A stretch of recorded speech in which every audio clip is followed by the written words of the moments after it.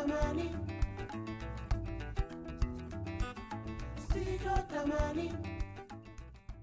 Studio Tamani, c'est près de 80 journalistes. Nous avons une trentaine de journalistes qui travaillent à Bamako et une cinquantaine de correspondants à travers le pays pour recueillir les informations qui marquent l'actualité au quotidien.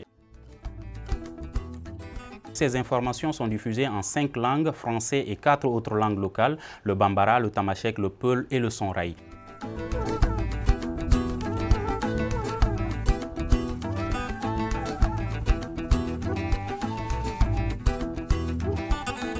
Et en 2020, la crise sanitaire qui a poussé Studio Tamani à s'adapter à travers le télétravail, mais également en lançant des programmes comme Actu Covid qui permettent d'informer les populations sur l'évolution de cette maladie et les gestes à adopter pour se protéger contre le coronavirus.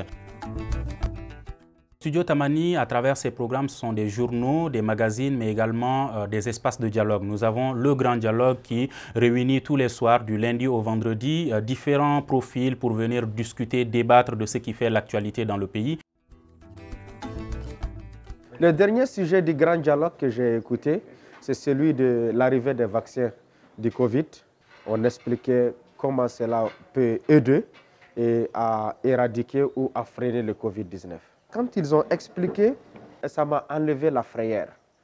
Donc, c'est comme quand je vais rencontrer des gens qui feront le vaccin, je ne vais pas hésiter à me faire vacciner.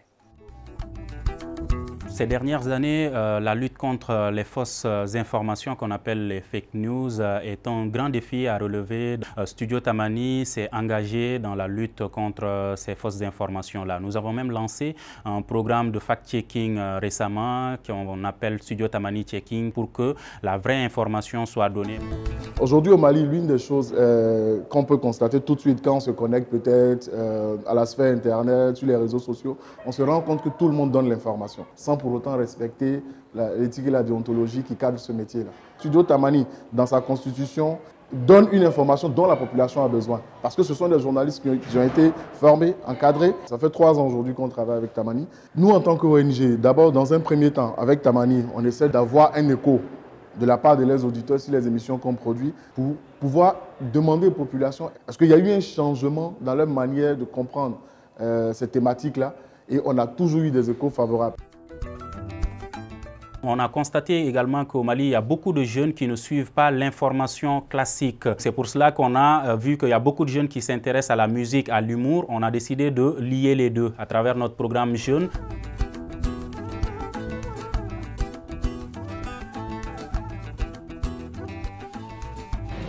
Le programme Jeunes est beaucoup apprécié par les jeunes Katois. Pendant un reportage ici à Kati, les jeunes ont témoigné qu'ils apprécient ce programme-là. À partir de ce programme, je diffuse, j'envoie, je fais des reportages sur les jeunes. Par exemple, les meetings que les jeunes organisent, par exemple les manifestations qu'ils organisent et les journées de sensibilisation qu'ils organisent à Kati. Studio Tamani a choisi de dire que Studio Tamani est toutes les voix du Mali et notre rôle c'est d'informer pour que tout le monde puisse comprendre et de permettre à tout un chacun, toutes les parties de dialoguer pour que tout le monde puisse s'entendre. Studio Tamani. Studio Tamani.